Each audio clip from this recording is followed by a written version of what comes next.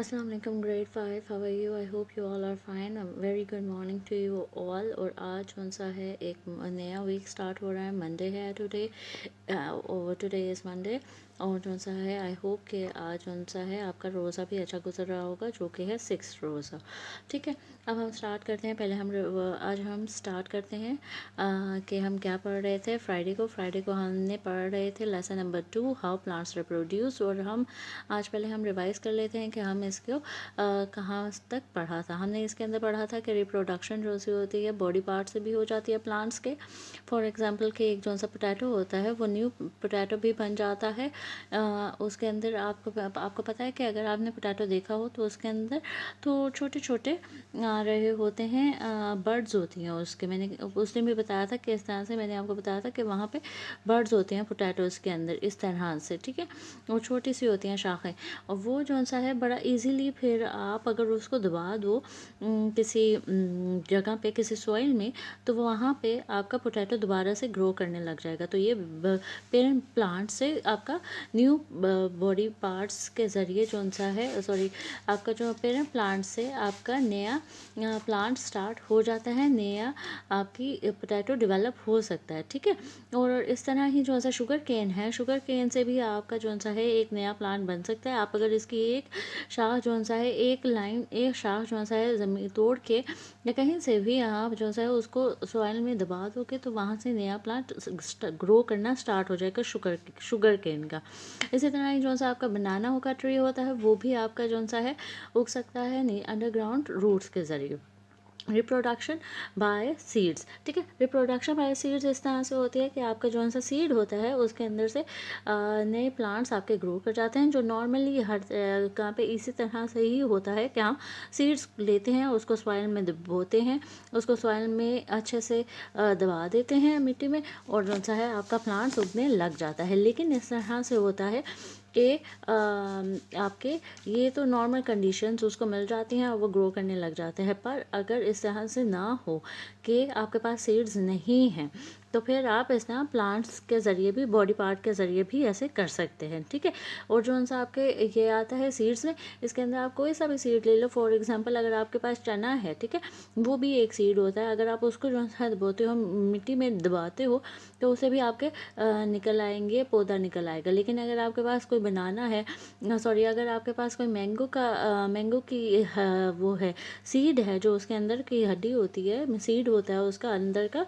अगर उसको आप मिट्टी में दबाते हो तो आपका मैंगो ट्री उगना शुरू हो जाता है। ठीक है, इसी तरह ही जैसे आपका एप्पल्स के सीड्स होते हैं, आपके ग्रेप्स के सीड्स होते हैं, अगर आप उसको जो सा है दबाते हो तो उसमें से भी आपका प्लांट इजीली बन जाता है, निकल आता है। ठीक है, अब इसके ऊपर जो सी कवरिंग होती है उसको आप कहते हो सीड कोट। ठीक है, जो सी उसके ऊपर हार्ड कवरिंग होती है मैंगो के सीड के ऊपर, उसको आप कहते हो सीड कोट। वो बहुत ज़्यादा हार्ड शेल होता है। ठीक है, वो भी अल्लाह ताला की तरफ से दिया गया है कि उसको इतनी खूबसूरती के साथ कवर किया हुआ होता है सीड को भी। ठीक है, आज हमने स्टार्ट करना है नया topic, that is seed germination. सबसे पहले आप इसके ऊपर जो है डेट लिख लें, आज की 19 अप्रैल 2021, और आज है मंडे। ठीक है, अब हम स्टार्ट करते हैं सीड जर्मिनेशन के। ये क्या है सीड जर्मिनेशन? बेसिकली ये होता है कि जब आपने एक सीड लिया, ठीक है, उसको आपने सॉइल में दबो दिया, लेकिन वो ग्रो कैसे करेगा? आपको पता है उसके लिए एक प्लांट को क्या चीज़ें ज़रूरी होती है? प्रॉपर पानी, प्रॉपर सनलाइट, प्रॉपर एयर। अगर उसकी सारी कंडीशन उसको अवेलेबल हैं तो वह सीड ग्रो कर जाएगा, और इसको आप कहते हैं germination. What you call it? When the seed gets the right condition to grow, it bursts open and a new plant grows out. This process is called germination. Okay, जब एक जो सा है एक सीड को प्रॉपर कंडीशंस मिलती हैं तो उसमें से एक नया प्लांट स्टार्ट हो जाता है, और उसको आप कहते हो seed germination. Got it? I hope कि आपको ये सब क्लियर हो गया होगा। अब इसके लिए जो सा एक प्रॉपर प्रोसेस होता है, जिसके जैसा कि आपने ये देखा है।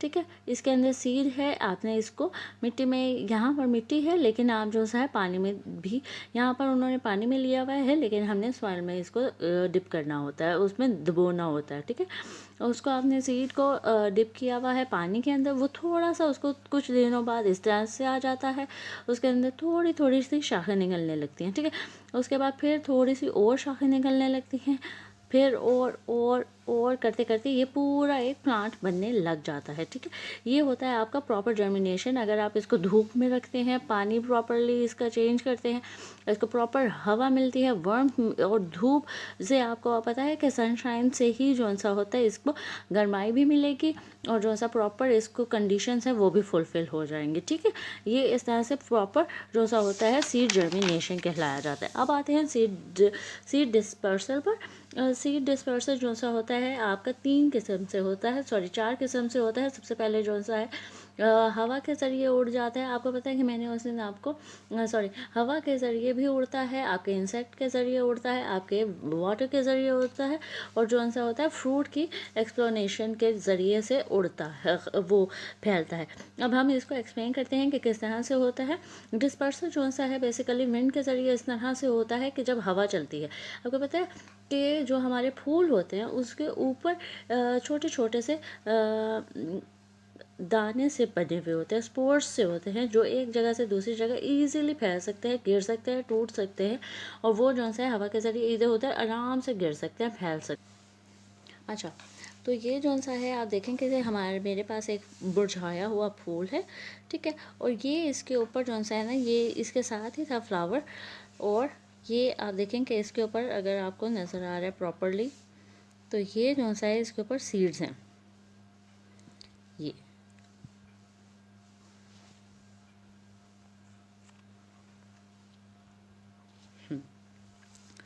ठीक है, ये देखें, ये सीड्स हैं आपको नज़र आ रहा है इसके ऊपर गोल गोल से। ये बहुत जल्दी जो सा है आप देखें, ये कितने बारीक से हैं, अगर आप इनको इस तरह तोड़ोगे ना तो ये बिल्कुल टूट जाएंगे। ठीक है, और ये जो सा है ना, कहाँ गया जी, ये ठीक है, ये हवा के ज़रिए बहुत जल्दी फैल जाते हैं, उड़ जाते हैं एक जगह से दूसरी जगह। साथ में जो सा है अगर जैसे बारिश होती है आजकल, तब भी ये गिर के टूट जाते हैं, इधर उधर फैल जाते हैं, जिसकी वजह से ये बहुत जल्दी कहीं पे भी ग्रो कर जाएंगे। ठीक है, साथ में इनके ऊपर पानी लगेगा। फॉर एग्ज़ाम्पल अब ये देखें, आपको नज़र आ रहा है मेरे हाथ में, ये देखें किस कदर बारीक है। मैं इसको पकड़ रही हूँ और ये टूट गया है, ये देखें। ठीक है, नज़र आ रहे हैं, आई होप कि मेरी उंगली पे आप लोगों को नज़र आ रहे होंगे ये किस कदर बारीक हैं। ये हवा से, पानी से, आपको इंसेक्ट्स जो होते हैं जैसे कि बटरफ्लाई, ग्रास होपर, कोई भी और लेडी बग वगैरह इसके ऊपर फ्रूट पे आपके फ्लावर पे जब आती हैं, तो ये इजीली उनके फिन्स के ज़रिए या उनके फीलर्स के ज़रिए या उनके लेग्स पे या उनके जो उनसे हैं विंग्स पे अटैच होके तो इधर उधर डिस्पर्स हो सकती हैं और वहाँ पे ये उड़ सकती हैं। ठीक है, इस तरह से आपके ये ईज़िली जो सा है ये डिस्पर्स होके उड़ के तो आपके उग जाते हैं कहीं पे भी। ठीक है, ये देखें अभी मैं, हाँ ये देखें मैं ऐसे ही कर रही हूँ तो ये मेरे गिर रहे हैं। ये देखें यहाँ पर भी आ गया, मेरे हाथ पे भी चिपक गया। Are you seeing it? ये देखें मेरे हाथ पे भी आ गई है। ठीक है, आप पता नहीं कहाँ गए, ये देखें यहाँ पर आ गया, दोबारा इधर आ गया। तो ये इस तरह से डिस्पर्स हो जाते हैं इधर उधर आराम से, बारिश के ज़रिए, आपके विंड के ज़रिए, एनिमल्स के ज़रिए। ठीक है, डिस्पर्स हो जाते हैं इजीली। इसी तरह ही जो सा आपके फ्रूट्स होते हैं वो भी आपके जो से हैं जो से फ्रूट्स होते हैं उनके ज़रिए भी ये इधर उधर फैल जाते हैं इजीली। आपका आराम से जो सा है ये इधर उधर फैल जाते हैं। जैसे आपका जो सा पीक है, जो सा मटर का दाना होता है, ठीक है, वो भी गिर जाते हैं जिस तरह से, तो वो भी इधर उधर हवा के ज़रिए से जाते हैं, तो वो आपका टीपी का जो सा है प्लांट उगने लग जाते हैं और इस तरह से आपका प्लांट्स इजीली ग्रो कर जाते हैं। अंडरस्टूड? आई होप कि यहाँ तक आपको क्लियर हो गया होगा। आज मैं आपको एक्सरसाइज भेजूंगी लेसन नंबर 1 की, आप अपना होमवर्क ज़रूर कर लीजिएगा। Do remember to complete it और टेक केयर। अल्लाह हाफ़िज़।